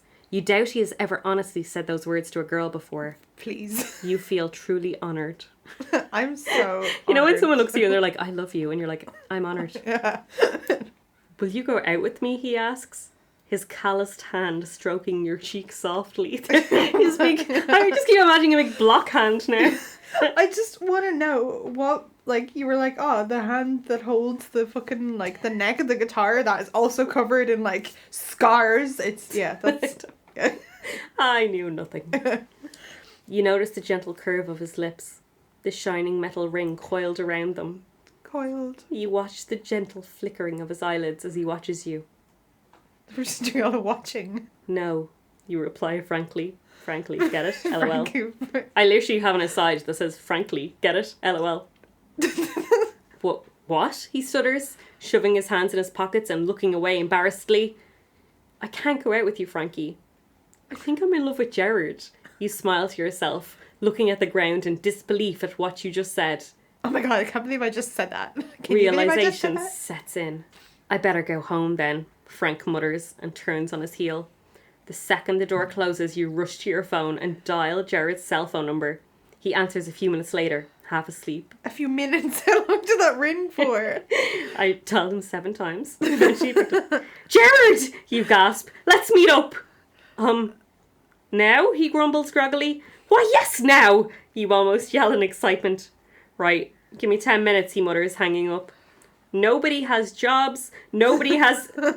Everyone can meet at any time of the night. It's all fine. Everything's good. No one sleeps. She hasn't heard from Corey in fucking days, even though every day Worst he's like, friend hey, ever. Freen, come hang out with me at 3 a.m. All of a sudden that stops. He's like, she has somebody else now. Better... But also, he rang her at 3 a.m. to go for a walk on the night. It just so happened that she was up that night. And then the same happened where she just happened to be getting a glass of water from the kitchen when Frank called to the door at that exact moment. How? Is it a bad time though? They're all telepathic. They all know. Oh my god, they must She's be awake. awake. Nobody It's sleeps. No, nobody sleeps. Nobody works. Nobody does anything. You happily hop upstairs and grab your black jeans and an electric blue hoodie. You apply lots of eyeliner Shocker. and blue eyeshadow before hopping down the stairs 2 at a time and rushing to meet up with Jared. He's already at the park gate when you approach and is resting against the entrance tiredly. His hair is messier than usual and hanging in his beautiful face. It's Of just course hanging. it is. Just wash your hair. Have a shower. It's 4:30 a.m. This better be good, he groans when you greet him. Oh, it is, you reply and grab him in a warm kiss. He seems taken aback, but then gently rests his hands on your lower back as the kiss becomes more zealous. Just have a kiss with zeal. You going home to your boyfriend later and be like, do you want a kiss with zeal? That's the only way I'd kiss. You gently pull away and he smiles down at you. What's this all about, he asks, continuing to hold you against him. I'm in love with you, you reply brazenly. Oh my god. Oh, he sounds shocked. Oh, okay. Well, that's cool, because I'm in love with you too, bitch, he adds, for comical effect. Oh, dear. I love how Sweet 14-year-old Jesus. you writing fan fiction still back then also couldn't express your feelings very well. So you're like, that's what he would say. 'Cause that's Bitch. what I would say, bitch. Someone says they love me, I'm like, yeah, bitch, obviously. Yeah, cool. That's cool. That's what you sound like. Every time someone says they love me, I'm like, cool. So anyway, Yeah, cool, yeah. I got to go. you sit in KFC again, chomping on some popcorn chicken Only again. ever chumps. It's not popcorn. I'm talking to Jared. It's been 2 weeks since your confession of love outside the park at 4:30 a.m. The tension in your house is ever mounting, and you escape with Jared as often as you can. Move in with him. You might as well. Please leave. So how's Mikey, you ask, sipping your cola? Not great. He really liked Kira, but I suppose not everything works out how you want it to in the end. He looks at you with a serious expression, and you can see that there is a deep meaning behind those words. What were the meanings? What was the meaning? Oh dear. And how's Frank doing, you ask, feeling weird. 3 girlfriends after the rejection from you, all blonde, all anorexic, all brain dead. Jesus Christ. Oh my god. So problematic. I apologise to everybody. He's a fucking psycho when it comes to picking girls. Awesome. They just keep coming. Oh my god. Baby Danny. Except when he wanted you. Jared gently touches your face and kisses you softly on the lips. What a romantic thing to say. The guy only likes anorexic psychos, but he also liked me. That wasn't part of the story. I added that in there. Yeah, everything about all of that is problematic. You all need therapy. It's so problematic, and I apologize. Just wow. You're too sweet, you know that? You smile at him. So, you coming over tonight? Both the guys are going on dates, and I'll be all by my lonesome. He puts on a cute face and bats his eyelashes. Yeah, okay. Once there's a good movie involved. You tilt your head slightly. How about the Rocky Horror Show, he suggests. If you'll dress up, you bargain. Just put on my fishnets, BRB. No, it's okay. I think Mikey has Bambi. You both laugh. Well, I better head home. I gotta babysit the demon monster from hell for the afternoon, but I'll call over at about 8, okay? Stop saying okay. You're the most annoying person in the world. You excuse yourself from the table. Yeah, sure, that's cool. Good luck. Jared stands up and gives you a brief kiss before you leave the cozy fast food restaurant. Cozy. Has KFC ever been described as cozy ever before in the history of the sterile and white and red, and there's nothing cozy about it. It's so cozy. You get so pissed off at Richie that you feel like actually sitting on him. Jesus Christ. Babysitting 101. I'd like to point out I literally never knew a child until I had a child, so this is fiction. This is fiction. I do not sit on my own child. Calling Carl Toothla right now. Pots litter the kitchen floor, but he has given up on his attempted drum playing. That's so funny because Indy loves to play the drums with the pots, and this was made up. And instead begins to knock all the chairs in the kitchen over. Richie, you yell! But to no avail. He lets out a giddy evil laugh and then tips the garbage bin over, causing an eruption of smelly potato peels and empty plastic containers. Richie, I'll give you some chocolate if you stop, you practically beg. Yay, he yells, and grabs the bar from your hand before rushing into the living room. You shove all the pots and pans back in the cupboard, upturn all the chairs, and then shudder as you pick up the litter and put it back in the garbage can. The silence from the living room creeps you out, so you rinse your hands before heading into the living room, cringing at what you might see. It was an accident, Richie sniffs as your mouth gapes open. The creamy beige suite is covered in sticky brown pictures of stickmen, and a small pile of brown sits on a cushion. Richie, what is that? You bellow, pointing at the cushion. I got sick. He sticks a chocolate finger in his mouth innocently, and you just feel like collapsing onto the ground in tears. But like, who has a 2-year-old and a fucking white suede suite of furniture? Well, like, as someone with a 1.5-year-old, definitely not me. But like very apt in like how children are, which I'm very impressed with because I literally did not know any children at this you were stage just like, in my this life. is probably I made this up and it's completely accurate to life. I still find crisps. Like whenever Danny brings Indy over here, we have crisps, and Indy really likes crisps, but she crushes them. She also likes crushing crisps into carpets for fun.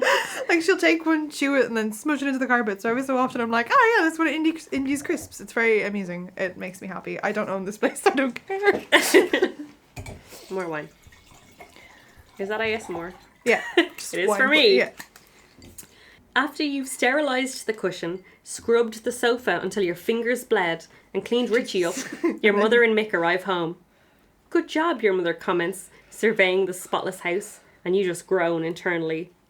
You rush upstairs, change into a short black skirt, ripped blue tights, and a blue mesh top, over a black strap top, and then you pull on your boots. You add some makeup and wave to your mom, telling her you'll probably be home late. Jared answers the door almost immediately, and you step inside. He's closed the curtains in the sitting room and has the movie ready to be played. A black blanket covers the sofa, and the food on the table is all black and blue.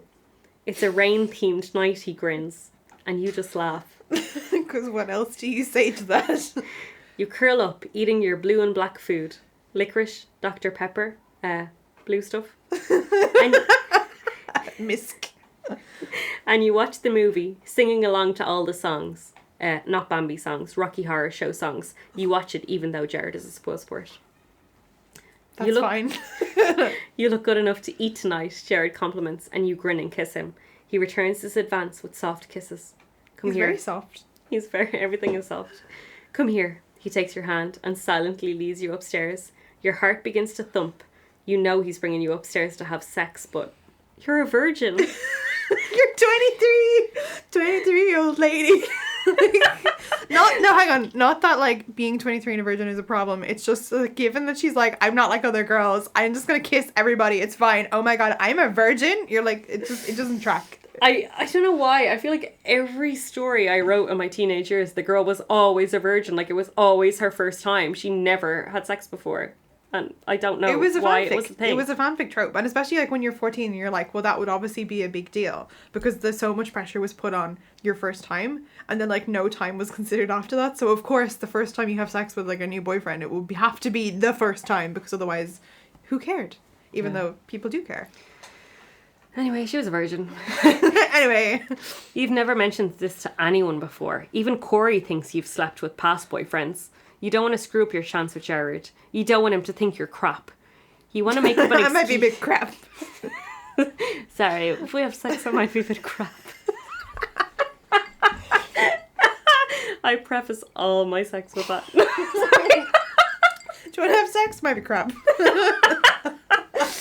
You want to make up an excuse about having your period or something, but you are awestruck as you enter the room. Awestruck. Oh, reminds me of my first time, not really. Blue and black candles dot the room, and blue and black fake petals adorn the bed. I just want to die. If someone did that for me, I would just laugh so much. Like, I couldn't take it seriously. No. First time or not, I would be like, are you okay, hon? You're a serial killer.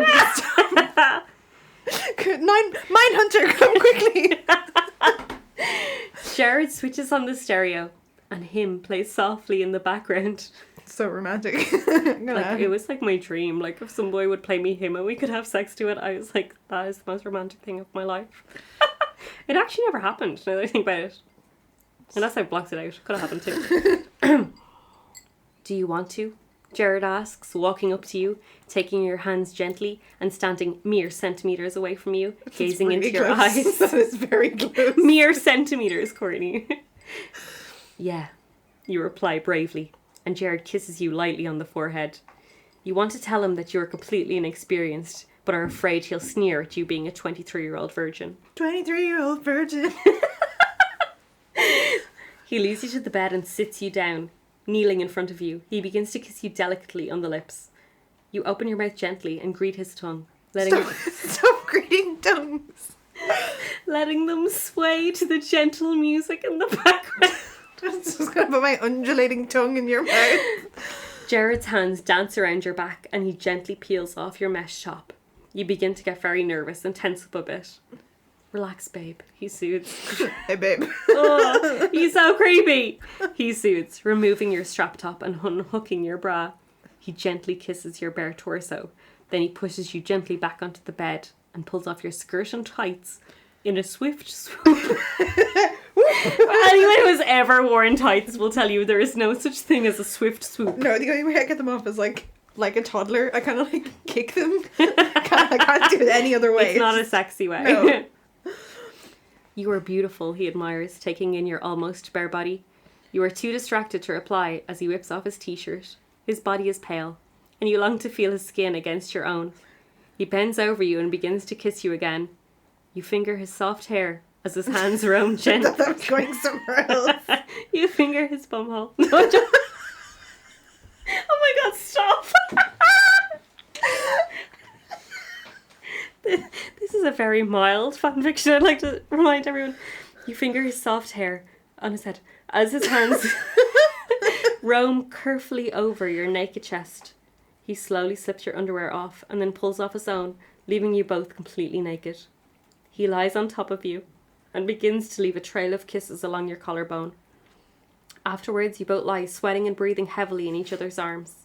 Cut scene. Yeah, I wasn't going to describe no penis. Not again, anyway. I love you, you murmur, basking in the lingering, pleasurable feeling. I love you too, he returns, pecking you on the head. You awaken to the sound of distant giggling. You rub your eyes tiredly and find that you're in Jared's room. You feel his arms entwined around you and his gentle breath on the nape of your neck. The giggling continues. It is high-pitched and repetitive, definitely female. Then you hear Frank laugh in reply. It's coming from downstairs. Suddenly, wide awake, you feel like getting up to mischief. Oh, You Rain. are a... Rain, what's wrong with you? You just had weird sex with your boyfriend. You had this really romantic first time with like the love of your life guy who's really into you, and then you're like, remember that other guy that I was kind of like, maybe you might have been with him instead? I'm gonna cause mischief. I'm gonna go down and annoy him. Problematic. You crawl out of bed and pull on your lady boxers. My lady boxers. And strap up before treading softly downstairs. You find Franca and a blonde curled up on the sofa watching TV, and you strut in sexily. Oh. Hey, Frankie. Hey. You coming to bed? You ask seductively, resting your barely clothed body against the door frame. Oh, you've had sex once now, and now suddenly you're like... Now she's a sex machine. You watch his jaw fall open. Who is that? The blonde almost spits. Why, what a silly question. I'm his girlfriend. You swagger over and perch yourself on Frank's lap. The blonde makes a disgusted noise and marches out of the house. You slide off Frank's lap and sit beside him wearing a cheeky grin. What the? He is still shocked. You shrug. Feeling mischievous? You wait for Frank's anger to surface. You know you are the funniest girl I've ever met, he says with a warm smile. That's hilarious. He leans in to kiss you, but you jump up from your seat. Love to stay and chat, but I've got a gorgeous naked man upstairs waiting for me. You give Frank a sorry smile before practically flying upstairs and curling up in Jared's embrace. Rain is the worst person that ever existed. That's so bad. What an absolute asshole. Like, messing with Frank, if he was just kind of like taunting you or whatever, but like, you have moved on.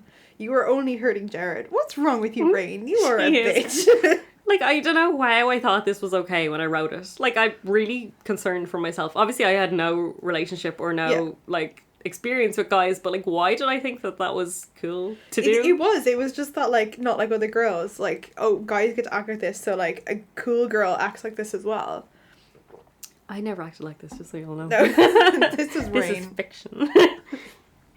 Your heart is thumping 1,000 miles per second, and not just from the run upstairs. You wanted to kiss Frank, but your senses kicked in at the last minute. You felt proud of yourself for resisting temptation. Oh my god. But part of you regretted pulling away, longing to feel his icy lip ring and taste his kiss. The fucking icy lip ring. I miss that cold. Just eat some ice, Rain, and get over it. You okay, hun? Americanism. You okay, hon? Gerard mumbles drowsily. Yeah, fine, you reply, previously unaware that he was awake. I love you, he murmurs softly into your hair. I love you too, you answer honestly, but a flicker in your brain warns that maybe he's not the only one. Oh, God. At breakfast the following morning, you feel really awkward as Frank keeps staring at you. He tries to cover it up whenever you glance at him, but you can see him from the corner of your eye. Juice? Jared offers, and you gulp back the fruity liquid quickly. Fruity liquid cannot just be a drink. It doesn't have to be. It's a black liquid. It's a fruity liquid. It's a cool, refreshing drink. Just fucking drink it. It's fine. I drink the juice. We're switching now to Jared's point of view. Oh, okay. Frank is being so obvious, blatantly staring at Rain. I feel defensive. She is my girlfriend, and I suppose part of me is scared that she'll run off with him. I mean, he's better looking, smooth talking, and a hit with the ladies. Jesus Christ. What am I against? Get better friends, Jared. Like, you don't have to live with him. He can live somewhere else. What am I against him? I'm nothing. I'm completely inferior. Go to therapy. I fucking hate it. I hate my paranoia too. I stare at Rain's pretty face, fresh and makeup free. She radiates her friendly, carefree glow, even first thing in the morning. She's not friendly. She is horrible. She is a horrible person. Yeah, she's horrendous. And now we switch to Frank's point of view. Breakfast is eaten in silence. Everyone is lost in their own thoughts. I can't draw my eyes away from Rain and Jared is crucifying me with his gaze. I was so shocked last night when Rain scared Courtney off. Oh my god! It was me all along! I am the blonde! It was so funny, and I suppose it gave me fresh hope that she still liked me. I mean, she obviously didn't want me to be with another girl. I thought she wanted me to make a move on her, but when I tried to kiss her, she pulled away. She has me so confused. She's sending out all kinds of weird vibes. Again, I am amazed at how much I like her. All I want to do is hold her in my arms.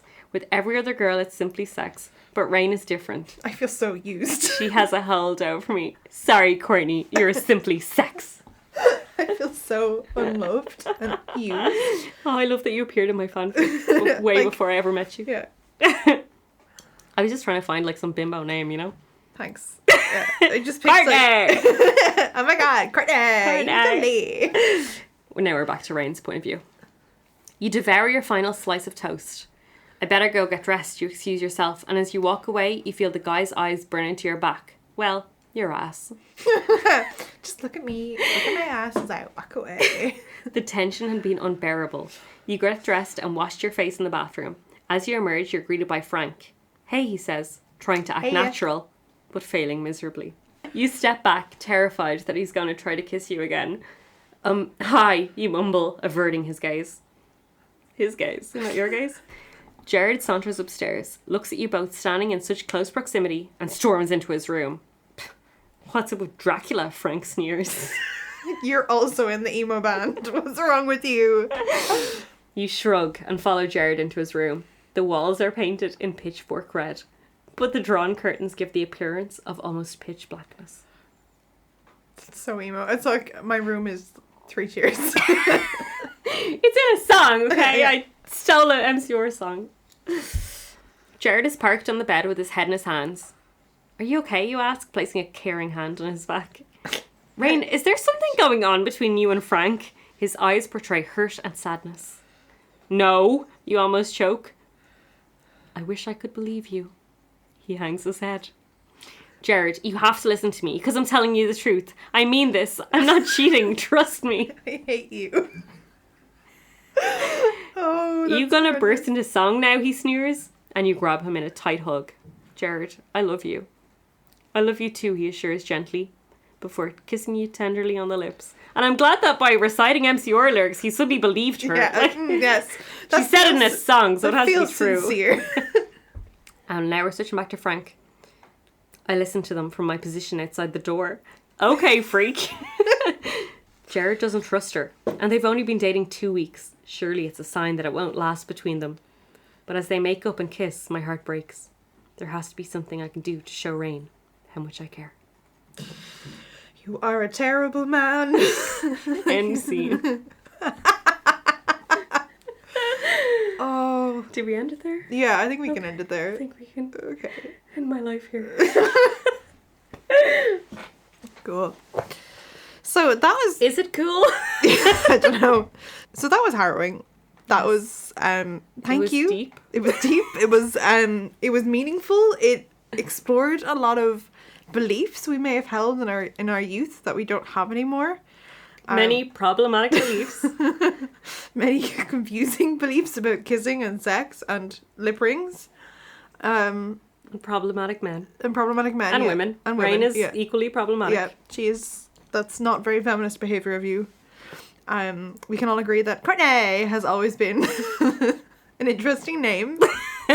Preppy girl name. Blonde. Preppy girl, yeah. Anorexic. Yeah, it's just bizarre. It's such a, like, that was such a thing though, wasn't it? It was like, they were all, like, he's in, like, somebody who was thin. It was like, oh, you're so anorexic. And you're like... But it was like Mean Girls. It was like every movie at the time. It was like, you're blonde, you're like teeny tiny anorexic. Like, yeah. it was a thing. Yeah, and like that was like a body type that Yeah. people aspired to be, even though like everybody else would be like, oh, you're whatever. And you're like, that's not a body type. That doesn't make any That's a sense. disease. that's not okay. And all of those people needed therapy really badly. Yeah. Just so badly. Probably I needed therapy for writing that. Probably. Not gonna lie. A little bit. Thank you for that. It was something. It was something. Thank you so much for joining us on this episode. Next Thanks week, for having me in Dark Basement HQ. yeah, you got to see how we are. How dark it is in the basement Yeah, HQ. it's pretty dark. We're not going to have a normal episode next week. Next week is going to probably be just a little something. And then we'll be back to normal in October. And Claude will be back. And we won't subject you to another friend fiction. Because that was interesting. But if you really enjoyed that, you can follow Danny at The Rebel Lipstick. Is it the Rebel Lipstick? I think it's the Rebel Lipstick on Instagram, but just Rebel Lipstick on Twitter because of the characters. Cool. So you can see how she lives her life now. It's not the same. Like, No. honestly, if you like that fan fiction, I don't think you're gonna like me. Like, I don't compare the two. No. But if you want to see what she's up to, you can follow us at kidsfromyesterdaypod on Instagram, on Tumblr, and if you want to email us, we're at kidsfromyesterdaypod@gmail.com. And if you want to follow us on Instagram, it's at kidsfromyesterdaypod. Yeah, so thank you so much for listening. We will catch you very soon. Bye. Bye.